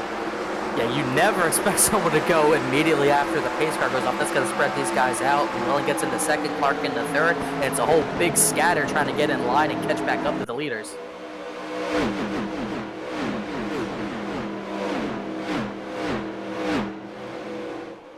And what's going to happen now is we always see these single file restarts. They tend to build really big runs. Look at the 22. Big move to the bottom. Gets slammed. Brent Miller with a big shove from the 52 and Kolb on the outside. You know the 52, in my opinion, that's kind of sort of a sleeper pick to win, but at the same time, he's my favorite all over the back of Brent Miller. He is not going to be denied. That 52 has been aggressive all race long, and he might go 3 wide. They're going to give it a try. They're going to get really tight on the bottom of the racetrack. The 89 gets a quarter panel from the 20, and they almost crashed at 200 on the front stretch. Look at the Corey Lindsay car, way out of shape on the high side, but Miller wants that top spot. He's got it. Miller kind of had nowhere to go there. The 52 was almost going to his outside. He didn't know if he was clear of Brady Smith. He kind of had to make a move there. He went bottom. He barely got away with it. Justin Kolb is ready to play again. He gives a big shove to the 89 at corner exit. Chevy, Ford, your top 3. And here comes the 77. There, he's side by side with the 22. If those two get nose to tail again, they'll be a factor for sure. The 52 of Kolb goes the long way around. I think he realizes now that top lane is where you want to be. He was on the bottom all race long. He's finally going up there, venturing to the top line as Brent Miller stuck on the bottom. 52 gets back to the lead. Brady Smith, Eisenman, Corey Lindsay lined up with him. The 0-2 slips up. Big moment for Llewellyn. The 22 of Race Clark's going to have to back out of it. Drew Eisenman chases his car up in front of Corey Lindsay. They all get it sorted by the time they get to turn 1. Yeah, just barely sorted out. Back in sort of formed lines. Meanwhile, those Team AV drivers, they think they kind of realized it's not time to go just yet. You still got 40 laps to go. Those 3 guys still staying at the very back along with Richard Hines, who's just staying there. Like Stevens can't stay with the draft. Into turn 3, Kolb leads this race. He has been the dominant force. But I say that in a way that he has not led the most laps by any stretch, but he has just been omnipresent at the front of this field. Whether it's been 2nd, 3rd, 4th, or 5th, or in the lead, he's been pretty much all those places for a while. Yeah, he's been really the only deterrent to the 77 and the 22, Eisenman and Clark. They've been pretty much dominant on the top line. It's been Justin Kolb who's been very dominant getting that bottom lane to the front. Not much help down there, but he's staying in front of Brent Miller, keeping that bottom lane in check as Brady Smith's going to have a big run at it too. The 89 hard left on corner exit, trying to get up underneath the 52 car, wasn't able to carry the momentum fast and long enough to do it. He will tuck in line, but Brady Smith going to carry the 77. 3 Thunderbirds now nose to tail, make it 4. Tanner Sharp in the wall. We'll pull it off the wall and continue, but that is going to be a big problem for Tanner Sharp. Probably will no longer be competitive if he can't get the draft back. Yeah, he's not going to be able to have enough speed. He's doing 180. Those guys doing 210. He's going to be a sitting duck for the rest of this race, unless they wreck, which is still very likely, but he's going to have a hard time getting up to the front with the wrecks that he's sort of caused here today. Smith and the 77 nose to tail. I wonder if Eisman will play ball here with the 20 or if he's going to try to move around him and take the 22 with. Now, Eisman and Clark had worked together much better when it was the 22 car out front. I'm curious to see if they're going to try to align themselves that way or if they'll try to flip the rules here for the last 30 or 40 laps. I don't think they can really flip the roles until they get the 20 of Brady Smith out from in front of him. And to do that, you're going to have to get Brady Smith clear of Justin Kolb or just for that inside line to really fizzle out. Then if you can get both Eisenman and Race Clark, both of themselves clear of that inside line, then you can make that move together to get by Brady Smith, and then you'll be back in control and may be able to make that swap. Through 1 and 2, all Thunderbirds on the outside, all Monte Carlos on the inside, pushing and shoving. The 52 leads. He's going to stay on the bottom and let Brady Smith have the outside. And I'm just shocked that Kolb has not protected that upper groove. He just, every time he gets up there, he gets past Connor. It's so strange to me because Race Clark in that 22 car has led more laps than Justin Kolb. So you'd think Justin Kolb would have figured out maybe the high side's the place to be, but he has not stuck up there yet. He seems like he still likes the bottom lane. I think it might be possible that he wants that bottom lane in case we have like a late race restart, or that he's the leader on that final lap so he can protect under that yellow line. That might be an issue as well, because most of the time he's getting back to the line and he is the leader over Brady Smith. So maybe that's where he feels like he needs to be able to win this race. Maybe on the outside lane he doesn't feel as in control as he is on the bottom right now. Yeah, you definitely have a lot of control on the bottom, that's for sure. I just don't think you can carry the momentum that you can on the outside lane. Look at Smith now getting a shove from Eisenman. You know what? I think maybe the common denominator isn't Race Clark. I think it's that 77. He's been doing such a good job at pushing without getting cars in front of him upset that I think that's what's the strength of the outside lane. Look at Smith, though, chasing that car up the racetrack. Yeah, he got a big moment there. He went to the bottom, then had to catch it all the way back up to the outside wall. Lost a lot of momentum for that outside lane there. And that's what I'm talking about. Kolb, he loses ground down the backstretch specifically, but through 3 and 4, that bottom is very strong right now. And even though you get a big run out of turn 4, they're not getting big enough run through the trioval to be able to lead a lap up there. So maybe Kolb knows something we don't. Down the back straightaway, Smith is going to try rolling that outside lane again. There's Corey Lindsay, who's been inside the top 5 most of the day. Hasn't cracked up into the lead yet, but he has been around this top 5 area for many of the 62 laps that we've run so far. That's what we're talking about right there. That bottom line gets such a good launch through the center of the corner. You get that run on the outside, but it's not a straight shot to the line here. You got the try over here where it kind of ruins some of that momentum. That's why Justin Kolb's able to keep the lead at the line here. Just barely able to keep the lead, but he's still keeping the lead nonetheless. I think he knows something for sure. Closing in on 30 laps to go. The final will be 22 or 23 minutes of racing. We've only had a couple of cautions so far. There's Mike Stevens returning to the racetrack. He will go a lap down. Sends everyone scattering up to the upper 2 grooves here at Talladega.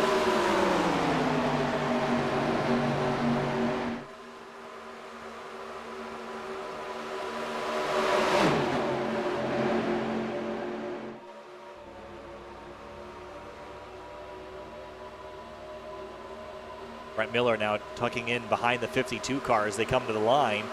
Miller has been a force at the front of this field. Started second to last, but lately has been running pretty close to the front. I'm not sure that he's my pick to win this race, Connor, but I'd be silly to say he wouldn't finish top 5.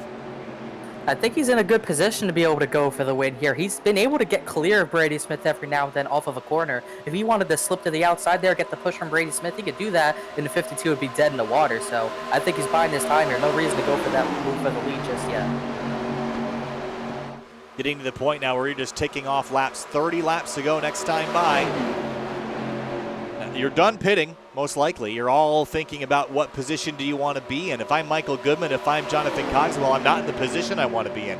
If I'm Brent Miller, if I'm Drew Eisenman, I'm exactly where I want to be. Maybe if I'm the 22 of Race Clark, I'd like to get a couple more spots up. But look at the 77, down to the bottom lane. That's a peculiar spot. I think they might be trying to put Brady Smith to the back there. Maybe Brady Smith doesn't get enough of a push. Eisenman might be able to get clear of him, go up to the top line and get the push, or maybe the 20 or the 22. They're doing that pretty effectively if they wanted him to slot back. He's already 5th in line. Race Clark is not abandoning him just yet, though neither is Jeremiah Llewellyn, but the bottom lane does seem to be the stronger one at the moment. Llewellyn gets pushed up the racetrack by the 74 of Nick Boyd. Remember how hard he was fighting to get his lap back? Well, here he is on the lead lap and now in 8th place. I think that's by design for Race Clark. He's not pushing the 20 Brady Smith so that outside line drops back. He's able to get to the bottom, get back in line, get formed up with Weisman again. I think it's by design. Look at that bottom line through the trioval, just can't hold that line. Corey Lindsay, lucky no one was above him there, else that would have been the same wreck that Tanner Sharp caused with Michael Goodman here.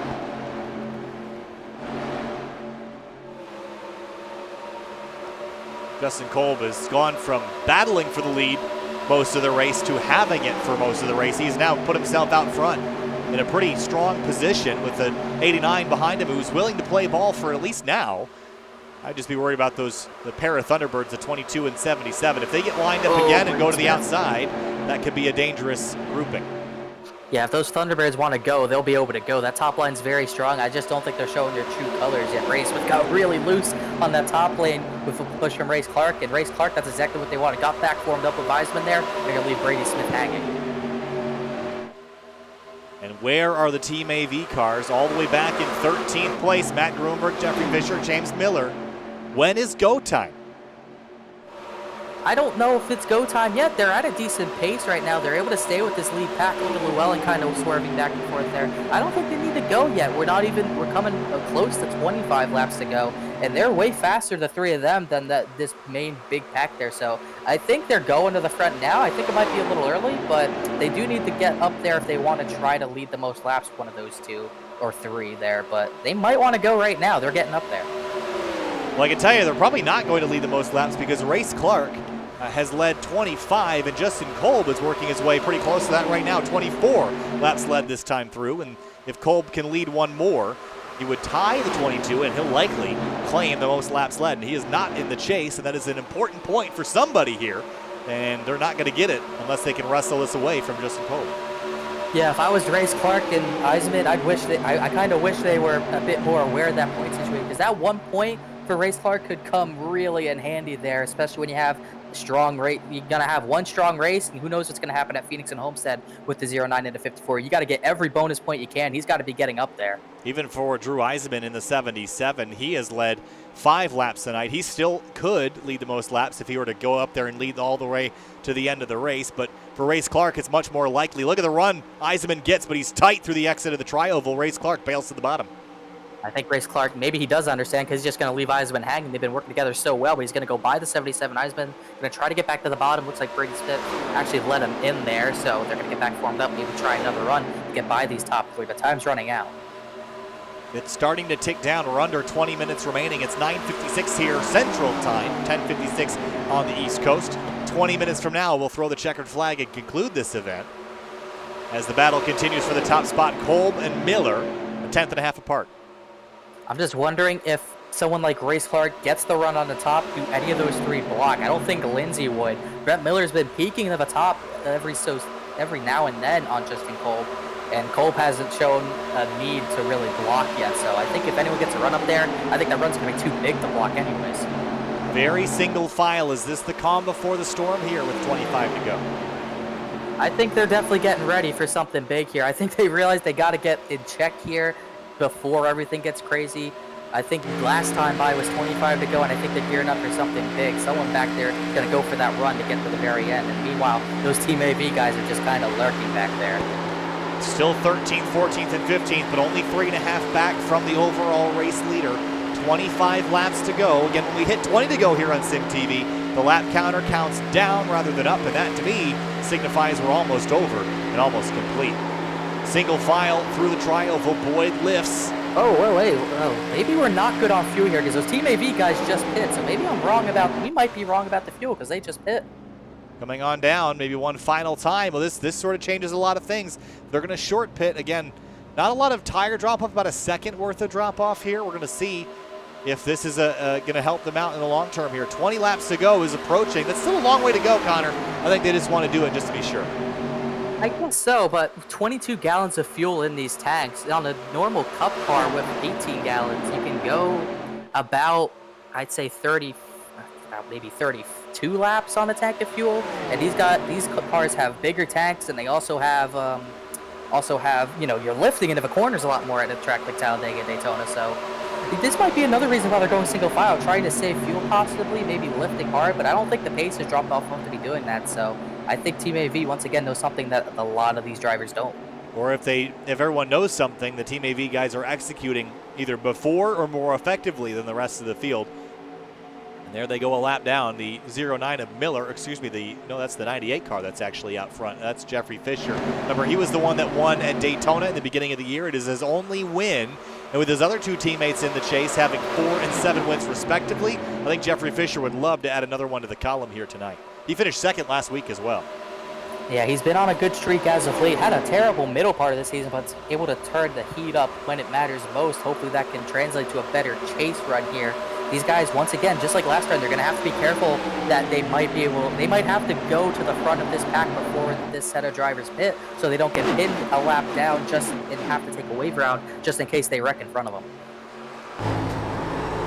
On board with Alex Boyd, the number 10. We actually haven't really talked about Alex a whole lot here tonight. He runs in 8th place in the number 10 car. Started this race back dead last, but has not made a big splash here tonight. That car looking pretty good. Whoa, Cole hit the apron. I don't think Miller's going to be able to get to the bottom, but he got way too low in the turn 3 there. Closing in on Alex 20 to Boyd. go. Oh, he's almost in the fence out of turn 4. I was just saying how good of a race, how clean of a race that 10 car has had. Almost threw it away all right there. He's still tight. I'm wondering if maybe the tire wear is a bit more harsh than we anticipated, but I think that's just a case of he hit a bump frog, it just sends your car up the track. So I don't know if that has anything to do with tires here, but I'm seeing a lot of drivers starting to walk that car way up the track. Well, for Justin Kolb, his last lap about 1.3 seconds off of his best, so there is definitely tire wear. 1.3 seconds at Talladega is kind of a lot of time, so I'm sure that these drivers are handling cars that are not really ideal at the moment. This time through, Kolb, Miller, and Lindsay, 1, 2, 3, all Chevrolets. Then Race Clark, Eisenman, Smith, Llewellyn, all Thunderbirds. As we come out of turn 4, another big slide for Race Clark. 20 laps to go from Talladega as the clouds come over the speedway. 2 races left in the chase after tonight, but somebody's going to walk away with a trophy tonight, and not a whole lot of blue has been up at the top of the order as of late. Now, Justin Kolb, 89, Brett Miller, they've been doing a really good job staying at the front. They got to the front when it mattered most. When everyone wanted to get in line and kind of chill out, maybe even try to attempt to save some fuel, they were there at the right time. Then you got Race Clark, Drew Eisman kind of doing the same thing. They don't want to go to the front just yet. They kind of want to chill, get that draft, maybe have a chance of making it on fuel. I don't know what that fuel strategy is anymore now that those Team AV guys pit, but they're in a really good position to try to save. We don't know how short or how much to the good they might be. Everyone's going to stay in throttle as they come out of turn 4. I thought we might see some more drivers peel off, but not quite. Team AV cars lurking in the background. Are these other cars going to hold them up on their progress to get back through the field? They're going to go to the high side here. I think that answers that question. We'll have to see here. Maybe a guy like Race Clark or Drew Eisman, they might want to get to the front to lead those laps, especially Race Clark to get the most laps led. But I think if someone blocks them, they're just going to take it 3 wide, and that might cause an even bigger situation here as we're seeing this bottom line start to break up a little bit more as those top 5 start to get away. Brett Miller took a look to the outside there. Justin Kolb shutting that one down. Yeah, keeping an eye on the Team AV cars because they are making ground on the outside, and any time that they're making now is time that the drivers in front of them are not making. Out of turn 4, 18 to go. We all stay on the racetrack, and Fisher leads the charge, and the purple car's on the outside lane. I'm just wondering if anyone's going to go up there to block. I think that run, they're 10 miles per hour faster than those guys on the bottom. No, I don't think anyone can afford to block them with how big of a run they're coming with. 217 on the front straightaway. We'll ride on board Jeffrey Fisher. Look, they're just going to rocket out to the lead of this pack all in one fell swoop. Will Kolb try to block him? I don't think he'll bother. You can't. The run's too big. If you try blocking that, you're going to wreck yourself like Bowman did in 2019. Just no sense in doing that. Your best bet, maybe ride behind him, maybe save fuel off of them if you can. 220 miles an hour. It's like IndyCar pace around here right now. And the 3 Team AV cars charge their way to the front of the field. And is that a signifier for everyone else to come hit pit lane? It is. A whole bunch are going to come hit with him. The 22, oh man, locking up the tires. The 02 Llewellyn. Pretty much the same group as last time. Race Clark, Eisman, Brady Smith, Llewellyn, and Cogswell. 5 drivers there. Richard Hines can hit pit road. He hasn't had help for a while. But that might make Justin Kolb, Brett Miller, Corey Lindsay, they might have to react immediately because they lost all their help and they're way off speed. But they do still have that line of 3, those 3 teammates to draft off of. Getting down to the nitty-gritty here at Talladega for the 3-Wide Racing League Cold Hard Art Cup Series. Only 2 races left in the season after we leave Alabama this afternoon. And out front, Justin Kolb drafting off the Team AV team. But he's got no help with him, Connor. That's going to be a concern if he comes to pit lane and Miller isn't with him. This might really work out well for Eisenman and Race Clark. They took 2 tires and just enough fuel to make it to the very end. They got split up from guys like Brady Smith and Llewellyn, but they're going to have a decent lead over those Team AV guys. They're out of 2 right now, and those Team AV guys are just now coming through turn 2. Oh, I like this call a lot. I'm curious to see if this will work. I mean, it's a little bit gutsy, but I like this call, Connor. I think this is unique, and they might not have won if they didn't do anything different. Those Team AV drivers are so calculated that I like doing something different, and that's what they've done. 15 laps to go this time by. Will Justin Kolb peel off, or will he stay on the racetrack another go? Those guys who still have to pit, they might learn something from those 2 drivers who took 2 tires. They might have to do the same thing. Maybe you take no tires. Tires are very important at this track, but if you can take just the minimal amount of fuel, and it would be less time than just taking fuel and tires, I think that's something you might want to consider to save time and maybe get in front of those Team AV drivers, maybe meet up with the 22 and the 77. I'm wondering if 2 cars together is going to be faster than 3. Really big. Well, how about Alex and Nick Boyd? They're teamed up now 4th and 5th. I don't think they're really in position to win this race, but let's not count them out just yet. As we get down to the end, anything can happen. We haven't had a big one. We've got the field all sorts to split up. Race Clark and Eisenman out of turn number 4. They would cycle to the lead, and you're going to have to look back a long ways to find Fisher, Miller, and Grunberg. But 3 cars will be stronger than 2, and they will eat up this ground. We'll see if Eisenman and Clark can hang on to it. And it's not just those 3 cars. They're going to have Brady Smith and Jeremiah Llewellyn. They're trying to stay with them. Also the same for the 52 and the 89, trying to stay with those 3. But those 3 together are just so fast. They ran in the 44.9 flats last time by, and Race Clark and Joe Eisman 2 seconds slower just by themselves. Yeah, look at Fisher, 44.906. That was his best lap. James Miller, 44.901, his best lap. Matt Grunberg, 44.909, his best lap. All 3 ran their best lap last time around, and they are charging forward as a team unit in those purple and white and black cars. And they're going to be hard to beat when they have to race someone for that race lead. Say Brady Smith goes to the bottom, he's got nothing to work with. Those 3 can either just stay in line to, kind of just deny his move, or they can block to the bottom and just clog all 2 to 3 lanes. So if those 3 get to the front, are able to pass the 22 to 77, it might just be game over. Eisenman and Race Clark might need to start having a plan to try to block those 3 teammates in and make sure they can't get to the front so easily. They're going to need a plan. It's only 2.5 seconds now. I thought that this was a strategy to play, but the 3 teammates are lined up so effectively that they're just crushing the lap times right now. And while next time by is 12 laps to go, that's 12 very long laps when they're losing over a second a lap. That's just not going to happen and not going to work. So they're going to have to sort out something very quickly and make those Thunderbirds very, very wide. I think the 52 and the 89 might be in a good position themselves. They're going to stretch the fuel as far as they can, take even less fuel than the 22, 77, all the rest of those guys who pit took. They might even have the opportunity to not take tires. They might save a lot of time. They might get out on their own, but that could be the move. I don't know. I'm not very confident in a lot of this right now.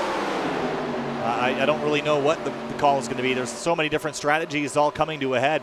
I couldn't tell you which one's going to be the best one. Now, Tanner Sharp is between the Team AV cars and Race Clark and Drew Eisenman, and Sharp is going to be Clark's best friend here, playing rear gunner for him. I don't think there's any intention to really work together here, but if Tanner Sharp slows those other cars down, that could be a huge plus for the Fords. Yeah, we'll see what kind of strategy Sharp might pull, because he still has to pit as well. Still on the same strategy as the leader, Justin Kolb, right now. Just got to remember, those guys still haven't pit. Kolb, Miller, Lindsay, Nick Boyd, Skylar Nissel, Alex Boyd, Michael Goodman, 7 drivers still to pit, including the 8th, Tanner Sharp. So who knows? He might stick it in a 3rd lane and try to block those AV drivers. They're going to get there down the backstretch with a huge head of steam. Down the back straightaway now, the 77 and 22, last time by a 46 flat. A 44.9 again for Fisher, so still 1.1 seconds quicker, and they are there. It's going to have to be really wide racing by those front 2 Fords if they're going to make this happen. Coming to 10 laps to go. Actually, this is still technically 11. The leader is about a lap ahead of everybody here. It's 11 laps too long for these other drivers. Corey Lindsey can't go another lap. He's going to hit pit road by himself, so that's going to kill him. I wonder if he's going to take no tires as Tanner Sharp gives way in the 22 and 77. Does Eisman try to block? He has no chance. Yeah, I think not having 4 tires is really hurting them more than I thought it was. They're going to just lose all those positions instantly. And just like that, the Team AV cars, those 3 purple drivers, this is looking like a very well executed strategy, and I should not be surprised at all. I'm still waiting to see what Justin Kolb does because he lost any help he had. Brent Miller's dropped way off this lead, soon-to-be lead pack here. Eisman and Race Clark, they're going to have to try really hard to stay with those 3 because Justin Kolb's kind of disrupting them, staying to the bottom. Maybe he's getting ready to pit, but not quite yet. I don't think Kolb can make it, judging by how early everyone else pit, but I guess you really never know. 9 laps to go now this time by for Justin Kolb, 10 for everybody else. And I mean, maybe he was expecting a caution too to play that strategy, but that's risky. I mean, I don't see that really being a great strategy either. We haven't really seen that many cautions. And with the green flag pit stops, that split up everybody that could have made a crash. And he's coming to 8 laps to go next time by. He just said he's pitting. He's letting Eisman and Race Clark have that outside line. So I'm interested to see if he might try taking no tires. He might get out on his own, might gain a lot of time. Oh, Corey Lindsey's slow in front of him. This is going to hurt his entry just a little bit. He's pitting with him. Corey Lindsey already came to pit road, and he's going to pit with him. So there's going to be 3 or 4 drivers there as Brent Miller also hits pit road. As Corey Lindsey might have sped there, however, but he might have an entourage with him. And that was certainly planned. They'll have a couple of Monte Carlos around him. That worked out actually a little bit nicer than I thought it would. Meanwhile, the drivers that, in theory, whoa, there's a car around behind him, the 44 of Goodman, spun in the pit lane. We're going to stay green, but he looped it on entry. We'll back up and get back rolling, but he was inside the top 10. Brent Miller might have spun and missed his stall. That's going to be costly for him as well. I think Kolb, I think that's what he's doing. I don't think he's taking any tires. He's just taking the fuel he needs, just sitting in pit lane right now, unless he might have gotten, maybe got a speeding penalty because he's taking a long time. Justin Kolb definitely had the speed. Oh, man, Justin Kolb in pit lane as the field drives by, all in a penalty. Too fast on pit lane, and Justin Kolb's chance to win this race is over. That's going to cycle everything out to the Team AV drivers, and every time we come to a plate race, these are the drivers you're going to have to deal with, and they execute the strategy so well every single time. And now this is going to get interesting because at the end of the day, these 3 drivers are still battling for a championship. Jeffrey Fisher is going to cycle out, probably going to get a few more laps led than his teammates Miller and Gruenberg, who are really the 2 main threats for this championship. I think Fisher's going to have to try to put his foot down and try to stay in front of these guys because no way they're going to stay in line like that to the very end. It's just a matter of when they start to race each other. Absolutely not. And I think you have to factor in Eisman and Race Clark. Now that they're in a draft and not all by themselves and with a bigger group, they're actually keeping pace pretty easily. So I wonder if these 2 can actually battle those front 3 or at least split up that strategy. That's a possibility here as we hit 7 to go.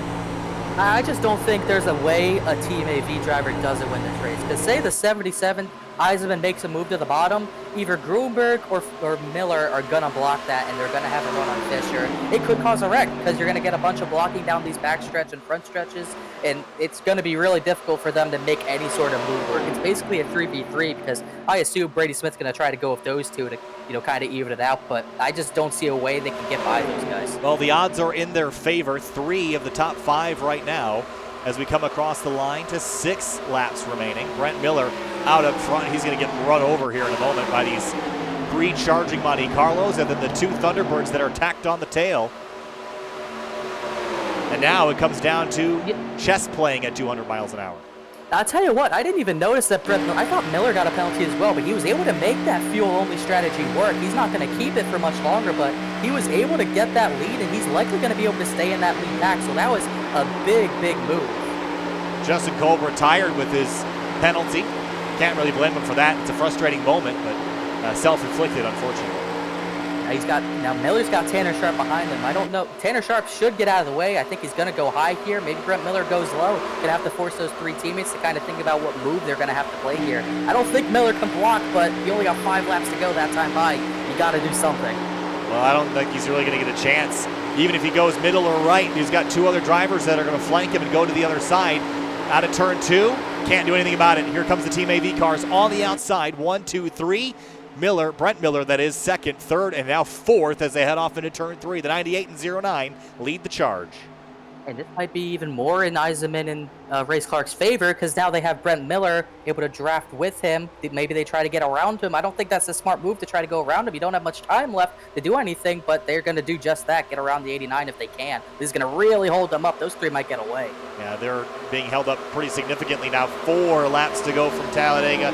Now it comes down to Jeffrey Fisher, Miller, or Grunberg. Let me remind you that Jeffrey Fisher only has 1 win this season. It was back at the season opener in Daytona so many months ago. Miller has 7 wins on the season. Grunberg has 4. So of the 3, Fisher has been the least successful this season. So do you think that factors in at all, or is it just every man for himself? I think when it comes to the white flag or whatever lap they go to, I think it's got to be every man for themselves. There's no way in a championship battle you would let your teammate go for that. I know they've had they had a way better record than Jeffrey Fisher this season, but you can't just let them win a race, in my opinion. You got to race for it. Tanner Sharp didn't go all for it. He's just going to come down and probably call it a day. 3 laps to go now from Talladega. Again, if a caution comes out, we will get an attempt at a green-white checkered. If we get to the white flag, the next flag will end the race, and that will be the checkered flag. Now remember also, when the white flag flies, that yellow line you see is no longer a barrier. You were allowed to go below that yellow line to advance your position. These guys are just not formed up at all. Brent Miller's trying to go on load here, going below Drew Eisman for that 4th position. I can guarantee you Eisman's not happy about that, pinching him hard, trying to get back by him, but they're just not formed up enough. No, and that 89 has been more of an obstacle than an assistance to the Thunderbirds in behind. 2 laps ago, the 89 is now being pretty disruptive to the 54 car of Grunberg as well. 2 laps to go from Talladega. Team AV teammates, Fisher, Miller out front. Now Grunberg has the 89 to deal with on the bottom. I think at this point, Eisenman and Grace Clark, they have to bite the bullet. The 89 got by you. He's on the bottom. He's leading that bottom line. You just got to push him there and hope something happens. Fisher got a bit squirrely there. Gets up to that top line to block his teammate. Gets a push, gets a shove out of order. That inside line might have something. Here they come. About a half a lap to make it back to the white flag. If they wreck here, we'll get another chance at it. 3 wide for a moment as the 98 drifts wide. The 09 backs out, but Brent Miller going to go for the lead out of turn 4. Big slide. He lost a lot of momentum there. The inside line, that was kind of the run that they had. That's the run they needed. Fisher's going to get clear of both lanes, but what lane is he going to have to block? Yellow line rule is out the window. White flag. One more time around. 2.5 miles just over. White flag. And yellow line rule is not in effect any longer. The last lap here at Talladega. 2 races left in the championship after this week. Teammates lead the way. Miller disrupted from behind. They're side by side for 4th behind him now. Look at Race Clark on the bottom trying to make ground. There's nothing Miller can do. We're wondering Fisher's going to go to the top. The 54 has a run. Brent Miller's going to go 3 wide with those teammates, and that's all Jeffrey Fisher might need. He slips up off the bottom. The teammates are split. Here comes Brent Miller to 2nd place. A huge charge out of turn 4. Gets to the bottom of the racetrack. Side by side as they come through the tri-oval. Jeffrey Fisher out front. Miller to the lead. Here comes the 09 on the bottom. They touch. 3 wide. The 89 sliding. They're crashing as they come to the checkers. Race Clark wins. Race Clark! Race Clark out of nowhere. How did he do that? Unbelievable. Cars upside down, and Race Clark is your winner at Talladega. And that was something I didn't even expect that. I thought James Miller was going to go to the top and push his teammate to the win. Instead, he went with Brent Miller. Then he tried going 3 wide on the apron where there was no grip to do that. And that cost his team, all 3 teammates lost a bunch of points out of that. Matt Grunberg and Jeffrey Fisher especially are in trouble as they head to Phoenix in a week. Let's go back and have a look at that. What a spectacular finish here at Talladega. I have never seen anything quite like that. Have a look as they come to the checkers here. Yeah, I thought Miller was going to go with his teammate, push Jeffrey Fisher to the win, but he pushes Brent Miller, gets the run, and then yellow line rule not in effect. He goes to that apron, but there's no grip down there. Immediately gets sideways. Fisher gets doored because the 89's giving room to James Miller. Then they all get sideways. Eisenman can't shoot the gap, and Race Clark to the bottom out of nowhere just barely gets by in time to get that checkered flag. I mean, this is absolutely crazy. Have a look as they come to the line. Just absolutely. Oh my goodness. I mean, look at the 77 airborne here. Again, in slow motion, airborne across the line. We're going to have to look at this in uber slow motion here. Someone was flipping as well. There's at least 3 cars that flipped over in that. You'll see Race Clark coming to the line just in a few moments there. You see, he's the only car straight other than the 20 and the 54 in that lead pack, and they almost came down in front of him, but just right there where the 89 gets hit again, he can't straighten it out, and just right there, he's able to get him. I mean, this is unbelievable. I've never seen anything like this on iRacing. I've seen pretty crazy Talladega finishes, but this probably takes the cake. Look at the 98 car. We're going to get a nice look at this. Up in the air. Coming to the checkers here. Watch the 98. He's going to get kind of hit by the 89 car, comes to the safer barrier, hits this, and he's going to get launched by his teammate right here, the 54 and the 77. They're going to make contact and put this 98 airborne up over the top of his teammate. And the car just blows around like a feather in the wind. And here is what that looks like at full speed. I'm in shock that James Miller didn't go to push his teammate. I know he's going for the win, but that is really surprising me. Look at the 98 get up in the air. Big crashes, but a celebration for Race Clark. He is still doing burnouts, or at least celebrating his victory here on the front straightaway. Have a look at the race results. Margin of victory, 37 thousandths of a second. Then Brent Miller, another 100th behind that. And 3 drivers all within a 1/10 of a second. And 7 within a half a second of each other. The real winner in that, the real big move and all that, Brent Miller with that only fuel strategy, the fuel-only strategy, he's able to get up there. He was able to muscle his way. Race Clark and Drew Eisman, they didn't want to be with him, but Miller muscled his way to lead that bottom line, and that was really the difference in all that. I mean, I'm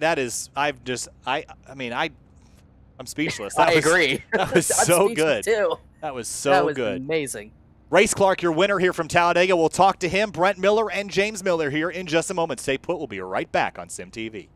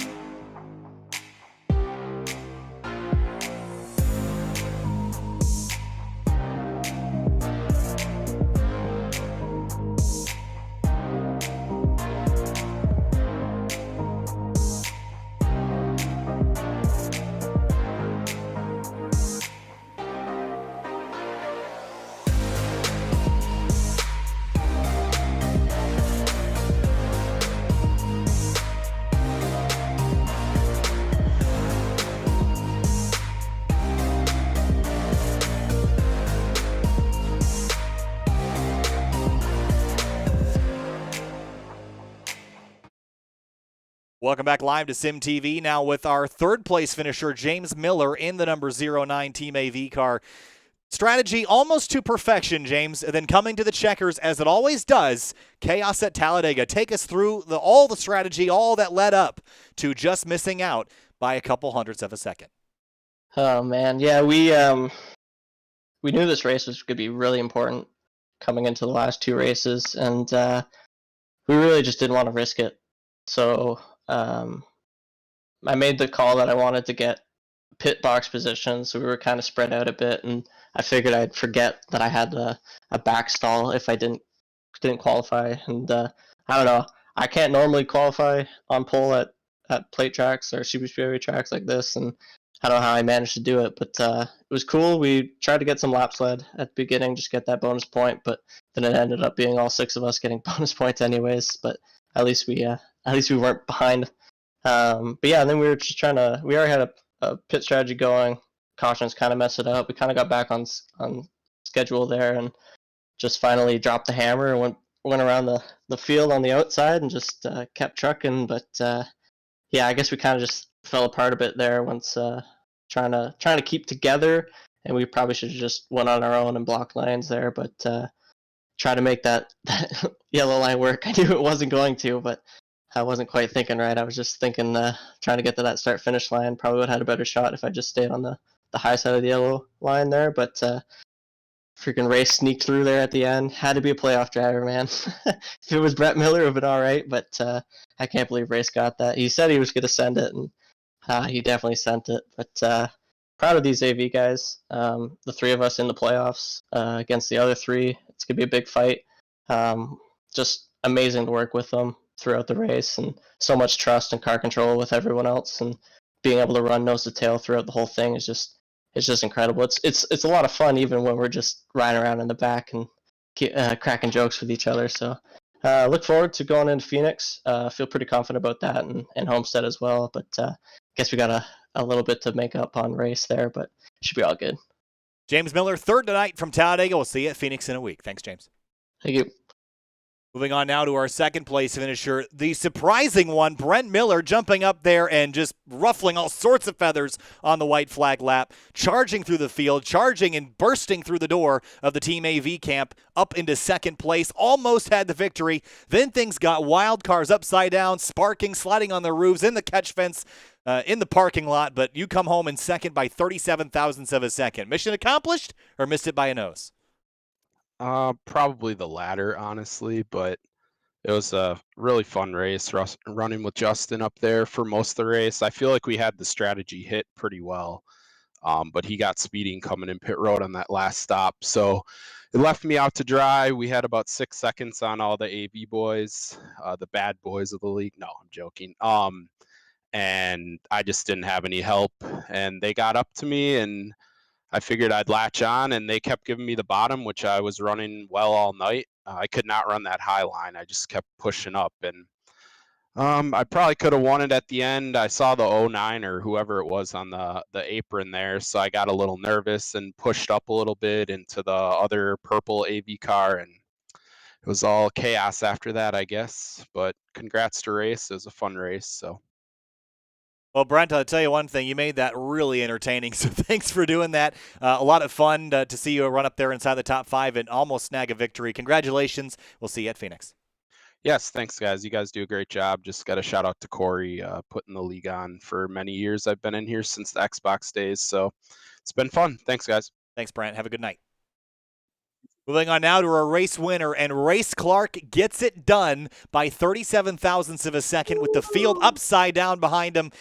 Race, that was an incredible finish. We all saw it in real time, just the emotion unfolding in our voices and let alone in yours. I'm sure you were fist pumping in there. Walk us through not only the race, the battle you had with the drivers at the front, but then that final run, losing the lead, maybe thinking you were out, and then seeing the seas part coming to the checkers. Oh, Kyle, hope you don't mind. I got a lot to say, but we're going to run through it quick. I want to first thank Brady and Jerry, mainly because this had to do with the race. They worked with us, and that's my teammates.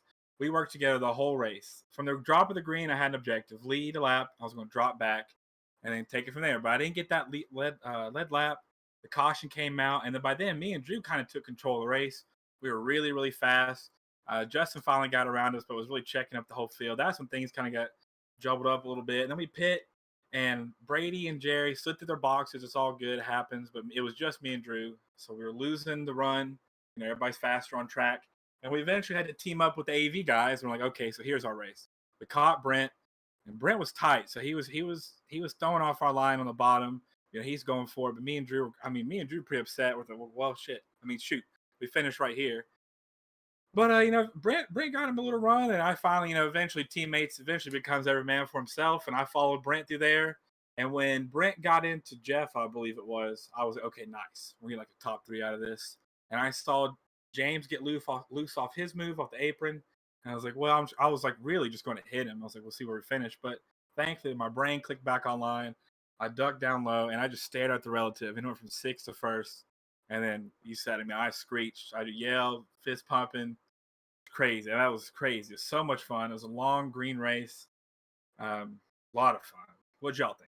It was a lot of fun from our perspective, too. We head to Phoenix next week. That's the penultimate race of the season. You're going to be leading the points leaving tonight, I think, with how this will all shake out. This puts you square in contention for a championship. What are the thoughts on that, heading to Phoenix and Homestead? That's right. That was pretty much the whole ordeal because I don't know what my speed will be like at Phoenix, and I think I can hang at Homestead. So, really, I'm not kidding. My whole goal was to win tonight. I was in the AV Discord saying, hey, guys, just want you to know if I wreck you tomorrow, just know I was going for it. So we got the win. That's literally the best case scenario to the plan. I've been talking about it all week. We got to win because they're going to be fast at Phoenix, and then we got to set ourselves up for Homestead. So got a 2-win season, made the final 6, fighting for the championship. I really don't have anything to complain about.